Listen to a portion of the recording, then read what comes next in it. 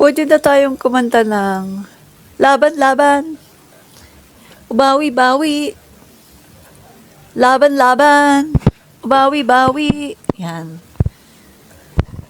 Okay mga kaibigan, pag-uusapan lang natin itong laban o bawi. Saan po kayo dyan mga kaibigan? Laban ba? Inyo bang palinindigan ang inyong mga statement? Tanungin ko kayo mga kaibigan, kapag kayo ba ay nagbitaw ng isang statement, meron ba kayong kakayanan na ito ay panindigan hanggang dulo kahit ano pa man ang maging resulta ng inyong mga binitiwang salita? Mga kaibigan, tanong lang po. Ano po? Lalaban ba ba o babawiin dahil kayo ay naduduwag? Tanong. Kaibigan, tanong lang po. Yan, okay. So, ang atin pong topic ngayon ay eto nga pong statement no, ni Duterte. Nakakatawa talaga mga kababayan. Kasi, di ba, since 2021, kampanyahan, madalas na niyang sabihin, Alex Yango, good PM, idol, shout out. Shout out sa iyo, Alex, no? Salamat sa panonood. Nakakatawa talaga mga kaibigan nitong si Duterte, no? Si Rodrigo Duterte. Dahil, alam naman natin kampanyahan pa lang sinasabi na niya na, adik daw, no? Pangulo natin. At weak leader, may bagahe, etc. etc. Nagpupulburon, no? Yun. Cocaine. Pulburon na lang para hindi masyadong sa meta. So, ilang beses na mga kaibigan, even sa rally ng Davao ay talaga namang kanyang pinagpilitan. Ang sabi pa niya ay meron tayong adik na pangulo, no? Bongbong Marcos, bangag noon, bangag pa rin ngayon. Pero mga kaibigan, nakakatawa talaga ha. Kasi sa kanyang bagong statement, dinidinay niya at sinasabi niya na hindi naman daw niya sinabi na adik ang ating Pangulo, Bongbong Marcos. Ano ito, mga DD Sheets? Paki-explain, mga DD Sheets. Hindi ko maintindihan, ha? You have to just, even if you kill me 1,000 times, wala akong sinabi. Ano sabi niya? Even if you kill me 1,000 times, wala akong sinabi? Ha? Even if you kill me 1,000 times, wala akong sinabi. Ano yun? Taking a drug. Pero kung sabihin mo, Sabi niya, maybe taking drug. adik, wala akong sinabi na ganun. Pero kung sabihin mong adik, Ano sa akin? Tanda na ako. pero kung sabihin mong adik, wala akong sinabing ganon. Maawa naman kayo sa akin. Sabi niya, patayin ako ni Marcos, matanda na ako. No? Mga kaibigan, tignan mo nagkakarambol-rambol na ang statement nitong tao na ito, no? Kasi, kung maaalala nyo yung statement niya, no, mga kaibigan, sinabi din niya na sobrang bait daw ni PBBM. At sa kabaitan daw, mga kaibigan, ni PBBM, ay hindi daw makapatay kahit langaw. Pagkatapos ngayon sasabihin niya, matanda na ako, maawa naman kayo sa akin. Papatayin ako ni Marcos. Hindi daw niya sinabi yon, no? Parang ang sinasabi niya na natatakot ako, papatayin ako ni Marcos, hindi ko sinabi yon. Ganon. Samantalang sinabi nga niya, ang bait daw ni PBBM. At kahit daw langaw, hindi daw makapatay. Sabi niya, totoo yun. Diba? Kita niyo mga kaibigan, yung statement niya, rumble-rumble. Iba-iba na. Epekto ng fentanyl. Ay, fentanyl pa more. Yan kasi ang hirap sa mga taong gumagamit ng fentanyl. Yan.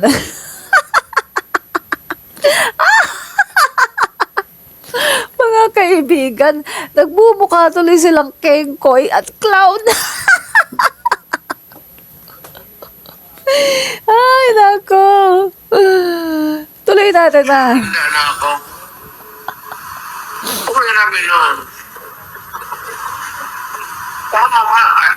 If I can say it for to Marcos, I can say it for all. Hindi na ako.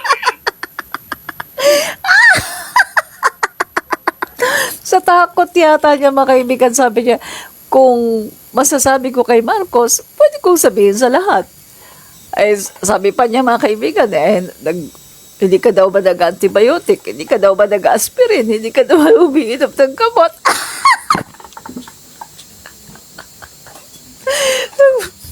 Mga kaibigan, nakakatawa, no? Rumble niya yung sinasabi niya. Talagang, talagang, siguro kahit siya mismo, mga kaibigan, nalilito na sa sinasabi niya.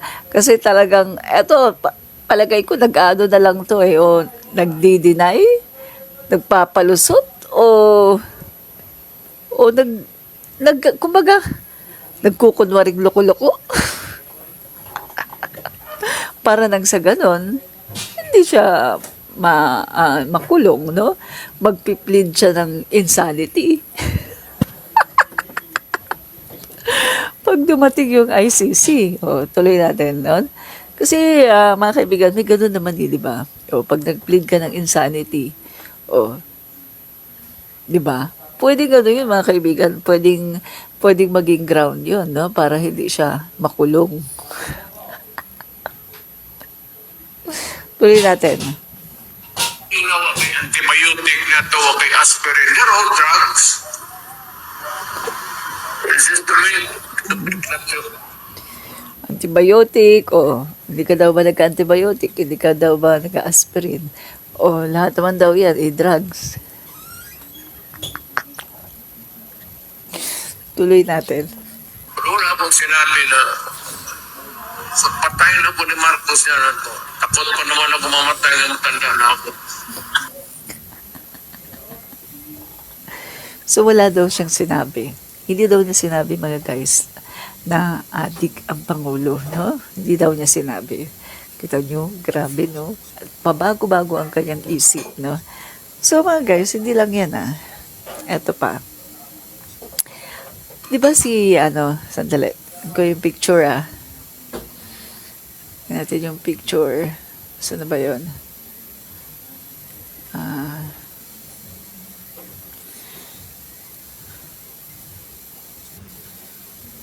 Nasa na yung picture? Wala pala dito. Yan.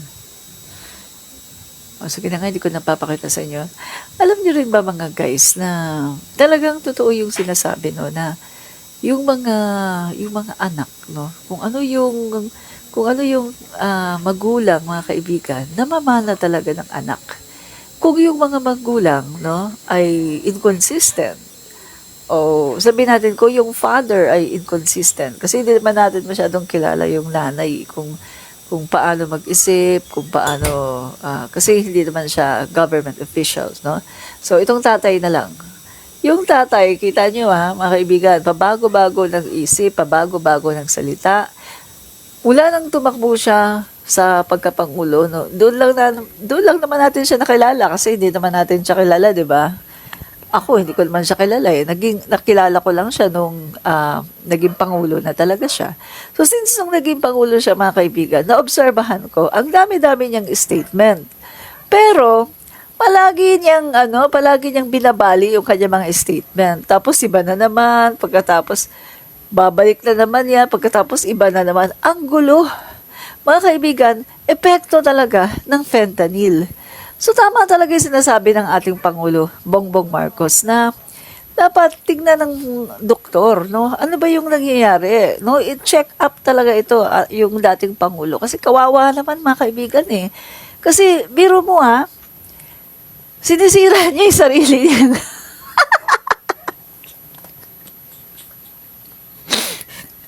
Yung sarili niya, mga kaibigan, sinisira niya maigi.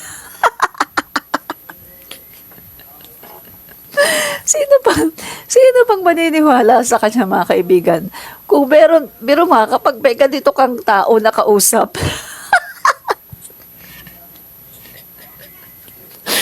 ngayon, iba yung sasabihin.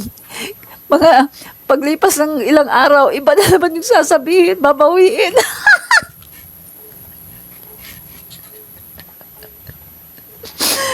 Mga kaibigan, tanungin ko nga kayo. O sige, tanungin ko kayo Ano ba, meron kayong kakilala, kaibigan, o kahit sino, mga kaibigan. Pagkatapos, kausap mo, o nakipag-deal ka, and then, meron na kayong kasunduan, o mga ilang araw, binago.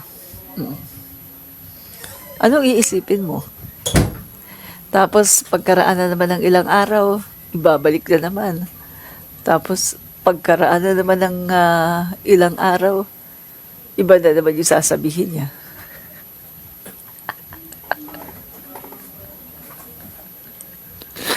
Anong sasabihin mo doon? Ang gulo, di ba? Baka pati ikaw mabaliw. Di ba, mga kaibigan, nakakabaliw yung gano'n, no? Yung meron kang kasama o meron kang kadil or kaibigan o kahit sino. Pagkatapos ganun yung mindset, ganun mag-isip, ganun magsalita. Hindi mo na alam Ay nako, Hami Ajate. Hami Ajate, kore ka dyan, Madam Admin Rich. Walang fix na salita yan. Napakagulo talaga. Tama ka dyan, Hami Ajate, no? And then, Imelda Labadan, keep safe as always. Sila-sila na lang ang naglolokohan, lalo na yung mga DD sheets. May naniniwala pa ba sa pamilyang bastos ng bugpa? Epekto yan ng fentanyl. Correct. And then, yan. Salamat po sa comment, no? And, Luz Hernandez, salamat sa heart. Ella, Nogal, Roderos, ganyan ang bangag.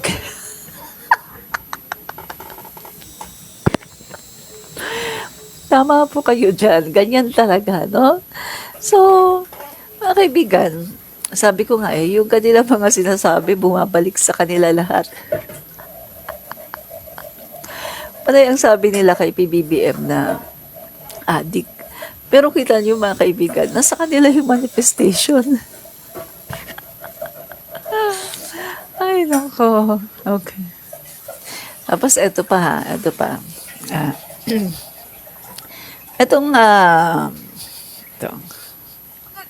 Dali, basahin natin yung sa anak naman niya. Ganon din yung anak The previous year. Ano ba nangyari sa mga Duterte? Okay. Ang anak niya, mga kaibigan, ganyan din Okay. Noong 2017, ang sabi ng anak niya, 2017, mayor siya ng Davao City, February 24, 2017. Ang sabi ng anak niya, I find it hard to understand why this bloodless revolution has become the standard definition of freedom for our country. And this standard is forced down our throats by a certain group of individuals who think they are better than everyone else. So, malinaw dito sa statement niya na sinasabi niya na bakit ba itong hindi daw niya maintindihan na bakit itong bloodless revolution na to, yung nagiging standard at nagiging definition or nagiging standard at kahulugan ng kalayaan sa ating bansa, So, pag sinabi mong EDSA revolution, parang yun yung nagiging standard, nagiging batayan ng democracy sa ating bansa, At ito daw, mga kaibigan, ay by force, ay talagang by force by certain groups, at ng mga individuals na ito ay sapilitan na ipinapasa through generation, to another generation, At ang iniisip ng mga individual na to ay sila ay mas magaling, no? Mas magaling kaysa doon sa iba. Yun yung sinasabi niya noong 2017. Pero nitong February 25, 2024, iba naman po ang kanyang sinasabi. Sabi naman niya, sa araw na to, no, on this day, we commemorate the brave souls who stood united on the streets of EDSA. So sa araw na to, inaalala natin yung mga matatapang, mga magigiting na nanindigan at sila ay sama-samang nanindigan dyan sa street ng EDSA, fighting for democracy and freedom. No? So sabi pa niya, their courage and determination paved the way for a better Philippines. So dito, no, mga kaibigan, sabi niya, ang kanilang katapangan at ang kanilang determinasyon ang nagbukas, ang naging daan, no, para magkaroon daw ng mas magandang Pilipinas. Na alam naman natin, mga kaibigan, na after EDSA, nagkawindang-windang ang ating bansa at doon nag-umpisa na napabayaan ang lahat at doon nag-umpisa ang tuluyang pagbagsak ng ating bansa. Pagkatapos ang sinasabi niya, better Philippines. Talagang talagang wala na. Kung titignan mo, wala na eh. Yung hindi mo maintindihan kung nalutang, kung lutang ba, o nakalimot, or nang-aasar sa Marcos. Kasi alam naman natin, merong di ba, pinagayari sa Marcos at Duterte. So, either maaring nagka-amnesia siya kasi yung stand niya noong 2017, ibang-iba eh. Kung hindi man siya nagka-amnesia, maaring inilabas lang niya ang tunay ng kulay. Kasi gano'n naman talaga siya eh. Dilawan talaga siya, dilawan. Kasi yung nanay niya, isa sa yellow ladies. Isa sa yellow ladies na talagang leader pa ha. Leader, hindi basta-bastang yellow leader. Hindi basta-bastang yellow ladies ng Davao, kundi leader pa, mga kaibigan. Pag sinabing yellow ladies ng Davao, sila, mga kaibigan, yung mga kababaihan na matatapang matatapang daw, na nagmamarcha sa mga streets ng Davao na nakadilaw at sila yung lumalaban daw sa diktatorya. Yan yung sinasabi, yellow ladies. Yan ang kanyang lola na si Aling Suling, na nanay ni Rodrigo Duterte. No? So, maaring pangalawa, mga kaibigan, baka inilalabas lang ni Sara ang tunay niyang kulay, ang kanyang tunay na kulay na dilawan. No? Pangatlo, maari naman na siya ay nang-aasar lang. Maring inaasar lang niya ang Marcos. Kasi nga, mga kaibigan, hindi naman natin mapagkakaila. Merong nangyayaring parang sabihin na natin hidwaan sa Marcos and Duterte. Hindi dahil sa nag-umpisa sa Marcos, kundi dahil sa nag-umpisa sa Duterte. Di ba? Ang nag-umpisa niyan, yung tatay talaga niya. Tatay niya, tsaka si Sara, sila talaga yung nag-umpisa niyan. Pero yung Marcos, walang say, no? Ang Duterte talaga ang nag-umpisa para magkaroon ng hidwaan ang Marcos at Duterte. Then, pang-apat, maari din naman na binabastos niya si Senator Amy Duterte. No? Pwede. Baka binabastos niya si Senator Amy Duterte. Bakit? Kasi alam na nga niya, na galit si Senator Amy doon sa mga government officials na bumabati at nagse-celebrate ng EDSA. Remember last year, mga kaibigan, nagbigay si Pangulong Marcos Jr. ng bulaklak sa puntod ng mga Aquinos. Nagalit si Amy, 'di ba? Nagalit si Amy noon. At ang ginawa din noon, bumati pa, no? Nagbigay pa ng statement si Pangulong Bongbong Marcos. 'Di ba? Tungkol sa EDSA, nagalit si Senator Amy. So, ibig sabihin mga kaibigan, alam yan ni Sara. Alam ni Sara Duterte yan. Nagalit si Senator Amy kapag merong mga tao na nire-recognize yung EDSA. No? Galit si Senator Amy. At alam din naman ni Duterte na si Senator Amy, no? Alam ni Sara na si Senator Amy ay anak ng dating Pangulong Marcos na pinagtulungan at pinatalsik. So, alam niya na Marcos si Senator Amy. No? Nag-tridor nga lang sa sariling pamilya, pero alam niya na Marcos pa rin. Kaya siguro, baka nangaasar lang siya. Diba mga kaibigan? So, yun yung mga reasons, no? Sa tingin ko, isa doon yung mga reason